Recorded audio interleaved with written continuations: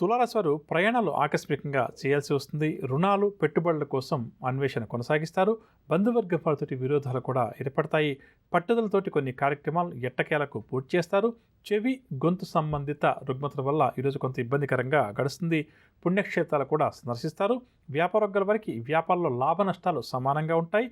ఉద్యోగ వర్గాల వారికి ఊహించినటువంటి మార్పులు, చేర్పులు, రాజకీయ, వైద్య రంగాల వారిపై విమర్శలు తప్పకపోవచ్చు. సినీ కళాకారులకు కూడా కొన్ని సమస్యలు ఎదురవుతాయి, జాగ్రత్త వహించాలి. విద్యార్థులకు ఈరోజు ఒడిదుడుకుల మధ్య కొనసాగుతుంది. మహిళలకు కుటుంబ సభ్యుల నుంచి కొన్ని విమర్శలు ఎదురవుతాయి. షేర్ల క్రయ విక్రయాల్లో తొందరపాటు నిర్ణయాలు. తులారాశి వారికి ఇవాళ కలిసి వచ్చే రంగు ఎరుపు రంగు మరియు తెలుపు రంగు. పరిహారాల విషయానికి వస్తే తులారాశి ప్రతి ఒక్కరు కూడా నవగ్రహ స్తోత్రాలు పఠించడం చాలా మంచిది. తదుపరి వృశ్చిక రాశి.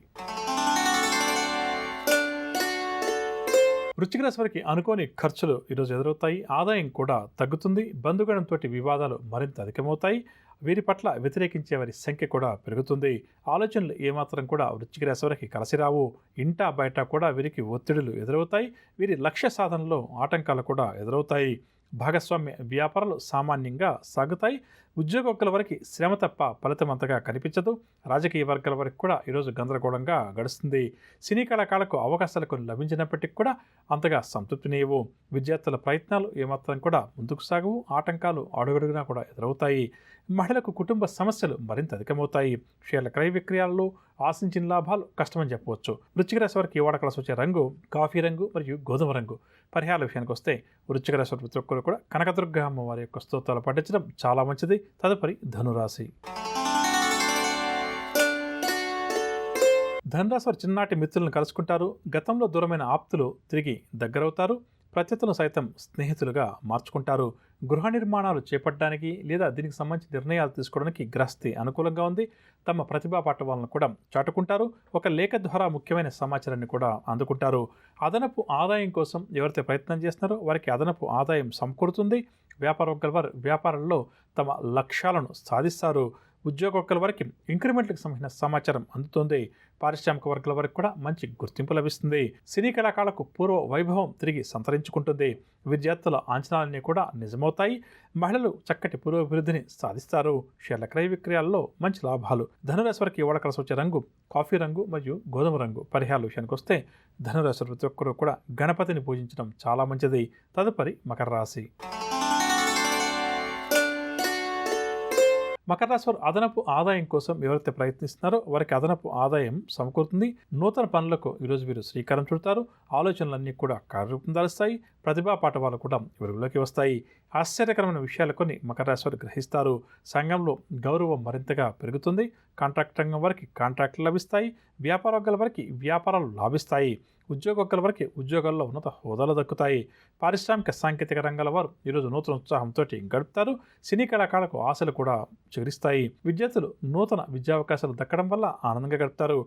మహిళలకు సన్మానాలు, సత్కారాలు, ఆరోగ్యం కూడా మెరుగుపడుతుంది. షేర్ల క్రయ విక్రయాల్లో మంచి లాభాలు. మకర రాశి వారికి ఇవాళ కలిసి వచ్చే రంగు పసుపు రంగు మరియు కాఫీ రంగు. పరిహారాల విషయానికి వస్తే మకర రాశి వారు ప్రతి ఒక్కరు కూడా రుణ విమోచన అంగారక స్తోత్రాన్ని పఠించడం చాలా మంచిది. తదుపరి కుంభరాశి.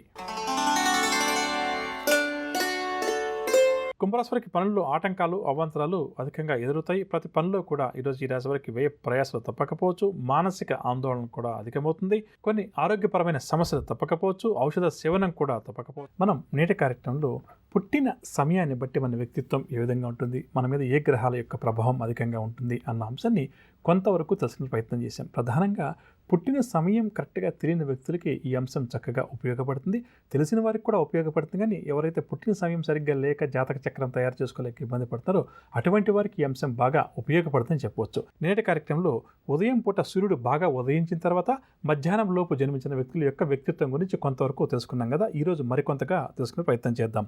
ప్రధానంగా చెప్పాలంటే వీరు సరైన మార్గంలో వెళ్ళి విజయాలు సాధిస్తారని చెప్పవచ్చు.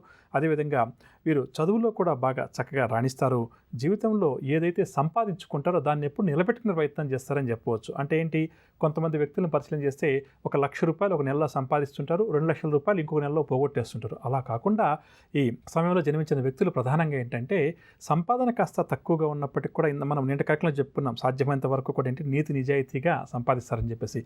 దీనివల్ల ఏంటంటే కొంచెం తక్కువ సంపాదనే ఉంటుంది. కానీ సంపాదన ఎంత ఉంది ఎంత లేదు అన్న దానికన్నా కూడా ఎంత మనం సేవ్ చేసుకున్నాము అన్నదానికే ప్రధానంగా ప్రాధాన్యత ఇవ్వాలి. కాబట్టి వీరేంటంటే ఏదైతే ఏదైతే సంపాదించుకున్నారో దాన్ని ఎప్పుడూ కూడా దాచిపెట్టుకుంటారు, మరింతగా వృద్ధి చేసుకుంటారని చెప్పవచ్చు.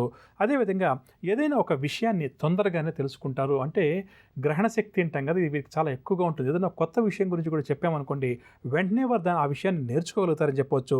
అదేవిధంగా ఏదైనా విషయం తొందరగా కూడా అర్థమవుతుంది. ఎదుటి వ్యక్తి ఏ విధంగా చెప్పినా, సరదాగా చెప్పినా, సీరియస్గా చెప్పినా, లేదా ఇంకొక దానికోసం చెప్పినా సరే, వీరేంటంటే ఈ సమయంలో జన్మించిన వ్యక్తులు దాన్ని వెంటనే కూడా అర్థం చేసుకొని, ఎదుటి వ్యక్తి మనసులో భావాలు ఏదైతే ఉన్నాయని దానికి అనుగుణంగా ఆ వ్యక్తి ఏం చెప్పాడు అన్నదాన్ని కూడా అర్థం చేసుకుని దానికి వారు సరైన సమాధానం కూడా ఇచ్చే ప్రయత్నం అధికంగా చేస్తుంటారు. సరైన సమయంలో సక్సెస్ సాధించడం కూడా వీరికి కాస్త అధికంగా ఉంటుంది. సరైన వయసులో జీవితంలో కూడా వీరు సెటిల్ అవుతుంటారని చెప్పవచ్చు. అంటే మధ్యాహ్న సమయంలో జన్మించిన వ్యక్తులు తొందరగా జీవితంలో సక్సెస్ సాధిస్తారు. అన్నీ కూడా సరైన వయసుకి అన్నీ అమృతాయని చెప్పొచ్చు. ఇంకా చెప్పాలంటే తల్లిదండ్రులతోటి సఖ్యత కోసం లేదా వారితో సరిగ్గా ఉండలేకపోవడం వంటి కొన్ని సమస్యలు ఎదురయ్యే అవకాశం ఉంది. అదేవిధంగా వారికి బాగా తల్లిదండ్రుల పట్ల ప్రేమ, గౌరవం ఉన్నప్పటికీ కూడా కారణాలు ఏదైనప్పుడు కూడా వారికి దూరంగా కొంతవరకు వీరు నివసించాల్సి వస్తుంది. అది ఉద్యోగరీత్యా కావచ్చు, వ్యాపార రీత్యా కావచ్చు, లేదా ఇంకేదైనా కూడా కారణం కావచ్చు. కానీ తల్లిదండ్రులతోటి ఎడబాటు అన్నది వీరికి ఏదో ఒక రూపంలో ఉంటుంది.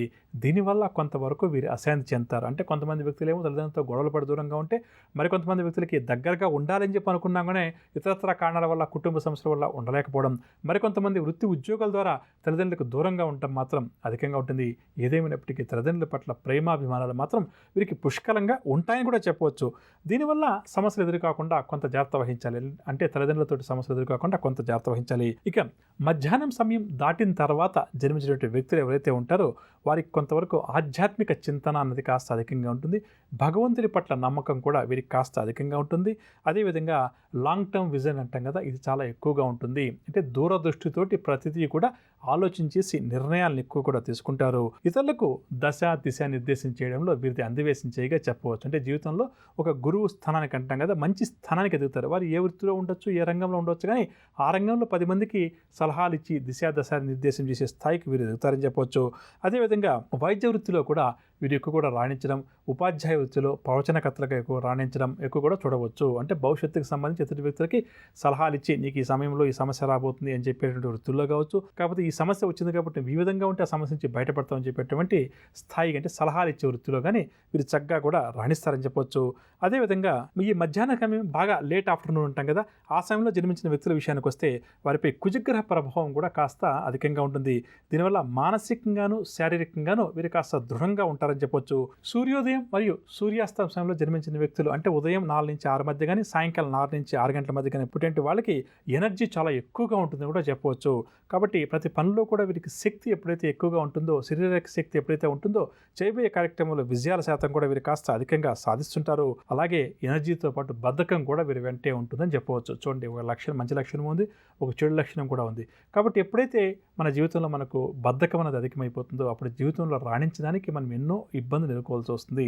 కాబట్టి దాదాపుగా చెప్పంటే సాయంకాలం 4 నుంచి 6 గంటల మధ్య కానీ, లేదా ఉదయం 4 నుంచి 6 గంటల మధ్య జన్మించిన వారికి ఈ 2 లక్షణాలు కూడా కాస్త అధికంగా ఉంటాయి. కాబట్టి ఈ విషయంలో వీరు కొంత జాగ్రత్త వహిస్తే మంచిదంటే ఏంటి, వీరికి శక్తి సామర్థ్యాలు ఉన్నాయి, అది ఎలాగూ భగవంతుడు ఇచ్చాడు. దాంతోపాటుగా ఈ బద్ధకాన్ని కూడా ఆయన ఇచ్చాడు. కాబట్టి ఈ బద్ధకాన్ని వదిలించుకునే ప్రయత్నం చేయడం వల్ల వీరి జీవితంలో మంచి స్థాయికి ఎదుగుతాడు.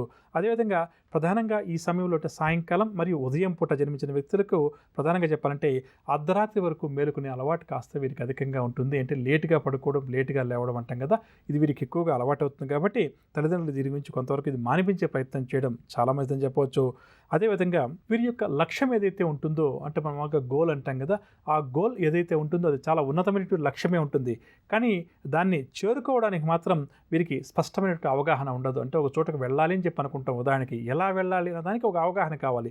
మనకు తెలియనప్పుడు పెద్దలను, ఎక్స్పీరియన్స్ ఉన్న పర్సన్లను అడిగామనుకోండి ఎలా వెళ్ళాలంటే పలానా చోటుని వెళ్ళాలని వారు ఎలా గైడ్ చేస్తారో, అదేవిధంగా ప్రధానంగా ఈ సమయంలో జన్మించిన వ్యక్తులు అంటే ఉదయం 4 నుంచి 6 లేదా సాయంకాలం 4 నుంచి 6 గంటల మధ్య జన్మించిన వ్యక్తులకి ఏంటంటే వారి యొక్క లక్ష్యం అనేది పెద్దగా ఉన్నప్పటికీ, సరైన లక్ష్యం వారికి ఉన్నప్పటికీ కూడా దాన్ని చేరుకోవడానికంటే ఆ లక్ష్య సాధనకి మాత్రం వీరికి సరైనటువంటి మార్గాలు లభించవని చెప్పవచ్చు.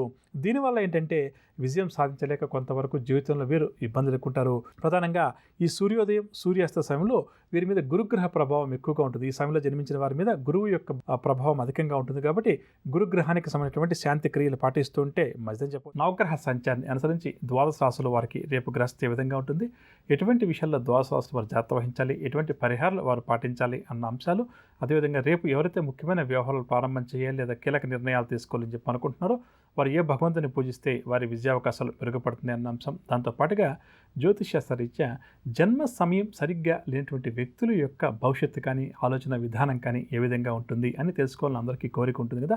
దాని అనుసరించి అంటే జ్యోతిష్శాస్త్ర రీత్యా సూర్యోదయం మరియు సూర్యాస్తమ సమయంలో జన్మించిన వ్యక్తుల యొక్క ఆలోచన విధానం, వైవాహిక జీవితం ఏ విధంగా ఉంటుంది, వీరి యొక్క వ్యక్తిత్వం ప్రధానంగా ఏ విధంగా ఉంటుంది అన్న అంశాలు, దాంతోపాటుగా శుభకరం అన్న అంశంలో భాగంగా అష్టమి తిథి రోజు ఎటువంటి కార్యక్రమాలు మనం ప్రారంభించవచ్చు అన్న అంశాలు.